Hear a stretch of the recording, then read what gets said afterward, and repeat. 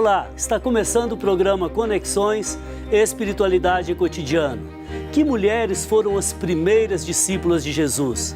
Que papel elas desempenharam na origem do cristianismo? Em homenagem a todas as mulheres, presença feminina de Deus no mundo. No programa de hoje, vamos falar sobre as mulheres na vida de Jesus, mulheres na nossa vida. A convidada de hoje é a escritora Lúcia Arruda, irmã da congregação de Nossa Senhora do Retiro no Cenáculo. E você, como sempre, pode participar conosco pelo telefone 3469-2531 ou pelo WhatsApp 99642-8473. Tudo bem, irmã Lúcia? Tudo bem. Seja bem-vinda. É um prazer tê-la aqui, senhora que tem um trabalho de pastoral, de vida espiritual, como escritora. E, sobretudo, ontem nós comemoramos o Dia Internacional da Mulher. Então, quais foram as mulheres na vida de Jesus, as primeiras discípulas? Então, eu vou responder a partir do livro, né, que eu escrevi, que tem esse título, Mulheres na Vida de Jesus, a história das primeiras discípulas. Então, esse livro ele narra a história de 3 dentre as mulheres que, de acordo com Lucas 8, de 1 a 3, seguiam Jesus pelas cidades e aldeias da Palestina. E o texto de Lucas, ele fala assim: Jesus percorria as aldeias e cidades, anunciando o reino de Deus, e os 12 o acompanhavam. E também algumas mulheres, entre elas, e cita o nome das 3 mulheres, né? Maria Madalena, da qual haviam saído 7 demônios, né? Joana, mulher de Cusa, e Cusa era um alto funcionário de Herodes, e Susana. Só que eu percebia que essas mulheres no Evangelho, elas quase não aparecem, né? Aqui aparece mais um pouco a Maria Madalena, porque ela está lá presente quando ao pé da cruz, né, de Jesus. Agora, por que esta expressão, as primeiras discípulas? O que é ser discípulo? Então, a palavra discípulo está ligado naquela época, né, aqueles que acompanhavam um mestre, o rabino, né, mas com Jesus é diferente. Jesus, os homens, né, porque naquela época a mulher não podia ser discípula, né, dos rabinos. E nesse caso, Jesus, ele tem uma iniciativa inovadora, porque ele convida as mulheres para serem suas seguidoras, seus discípulos. Então, é ligado ao segmento de um mestre, e no caso de Jesus, né, as discípulas o acompanhavam, mas a iniciativa era dele, e tinha muito essa dimensão assim de você estar ligado à pessoa dele. Não era para aprender um ensinamento, uma doutrina, né? Era mais para ter você intimidade com o mestre. Aquela intimidade. Tanto que no Evangelho diz, ele convidava os discípulos para estar com ele e enviá-los em missão. Agora, então havia irmã, um compromisso. Do ponto de vista espiritual, o que significa ter a intimidade com Jesus? Porque às vezes as religiões têm uma série de práticas, de costumes, de tradições, mas às vezes pecam. Por quê? Não ensinam a ter a intimidade com o mestre, a fazer a experiência de coração para coração. Então, mesmo a questão do discípulo em relação a Jesus, né, e da discípula, nesse caso aí, é que você vai configurar a sua vida com a do mestre. Essa questão da configuração. Você está ligado ao mestre para aprender com ele os seus critérios, as suas preferências, em busca de uma identificação. Né? Então, você vai assumir aquele projeto e vai procurar também participar da sua missão. Não é só uma questão de aprender uma doutrina, mas se engajar, se comprometer, um modo de viver do mestre. Nesse sentido, eu tenho aqui a participação da Beatriz Braga. Antes de Jesus, as mulheres nunca foram consideradas. É isso mesmo?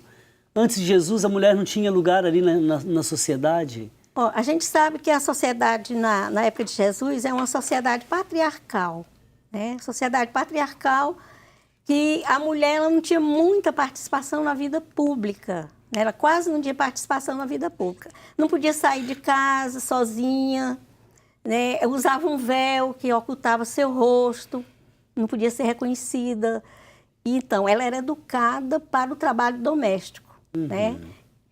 Cuidar do marido, dos filhos, e nesse sentido, entendi. né? Fazer, Agora, então, pensando na época de Jesus, eu entendo isso. Agora, alguém em pleno século XXI, uma figura pública, dizer, no Dia Internacional da Mulher, que ela tem muito a contribuir no lar, com a educação, porque não é coisa de homem, ela tem muito a fazer no supermercado, a controlar os preços, isso me assusta. O que a senhora pensa disso, irmã? Exatamente, porque a partir daquilo que a gente chama da movimento, né, feminista do século passado, a mulher começou a ganhar uma independência no sentido de entrar na universidade, ter uma profissão, né? Então, ela não é mais aquela mulher que fica só em casa, passando, cozinhando.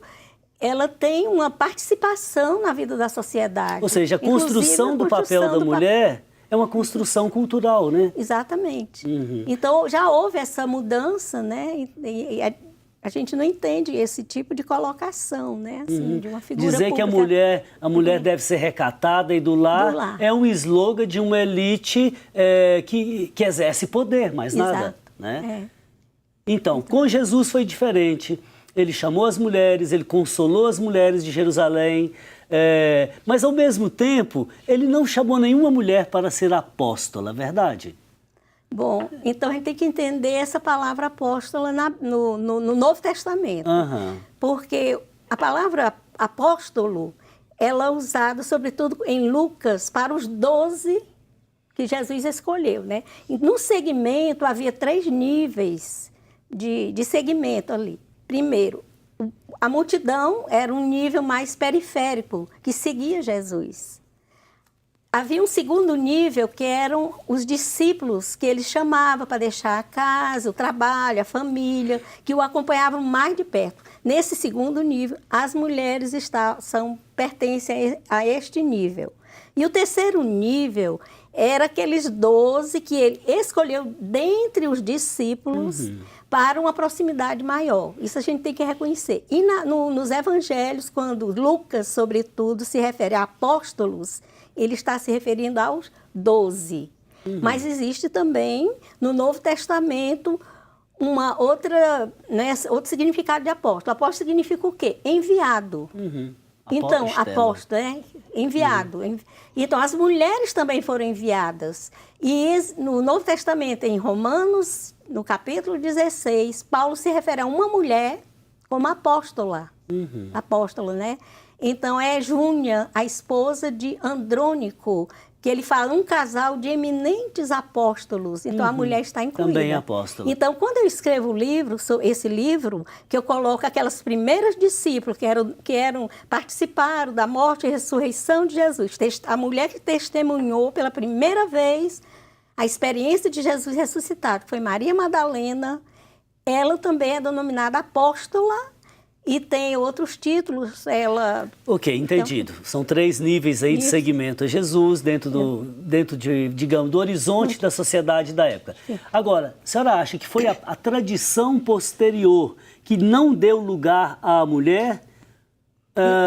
Todo um processo de hierarquização, de masculinização da igreja? Exato. Eu acho porque o movimento de Jesus, no começo, Jesus inaugurou um discipulado de iguais. De iguais. Para o serviço, para a intimidade com ele. Para a intimidade e para a missão. E de fato, perdão, pode falar. Eu queria só falar isso, um detalhe. Quando ele envia os 72 discípulos, certamente as mulheres estão incluídas aí. Porque o evangelho não fala muito nas mulheres, mas a tentativa do meu livro é tirar as mulheres da sua invisibilidade, tornar as mulheres visíveis, porque elas estavam lá atuando. Então hoje nós vivemos uma cultura da diferença, onde pequenas minorias têm lugar, há movimentos de reivindicação, vivemos em sociedades democráticas. Se eu perguntar para a senhora, esse livro não faz parte, por exemplo, de um movimento feminista. Qual que é o objetivo da senhora com as mulheres na vida de Jesus? Então, o primeiro objetivo é tirar as mulheres da invisibilidade que elas estão nos textos do Novo Testamento. Então, sobretudo nos evangelhos, né? Porque o texto de Lucas é claro, elas eram discípulas, participavam da vida e do destino de Jesus. O acompanhavam. Eram discípulos, então, mas elas não aparecem muito atuando. Eu uso um recurso, o gênero literário é um gênero narrativa, é romance bíblico, a imaginação, aquilo que está atrás do texto, né? O que está atrás do texto, nas entrelinhas. E um recurso que se chama a técnica da verossimilhança, porque através do estudo das pesquisas da época, a gente situou o texto no contexto e a partir daí a gente escreve sobre a vida das mulheres e o que é que vai aparecer aí. As mulheres vão aparecer atuando, porque elas estão ali naquele contexto. Ou seja, é claro, elas saem do anonimato, Jesus, né? Saem do anonimato. Elas estão vivendo com Jesus, né? Acompanhando. Jesus faz uma cura, elas estão lá. Elas participam. Ou seja, há uma novidade inaugurada. Inaugurada por ele. E outra coisa, eu acho que o centro desse livro é a pessoa de Jesus Cristo. Irmã, eu não vou interromper a senhora. Sobretudo porque estamos falando das mulheres num programa como a mulher. Eu lhe dou a palavra no próximo bloco, tá bom? Tá bom. A prática revolucionária de Jesus foi um resgate das mulheres da situação de exclusão em que viviam. Voltamos em instantes.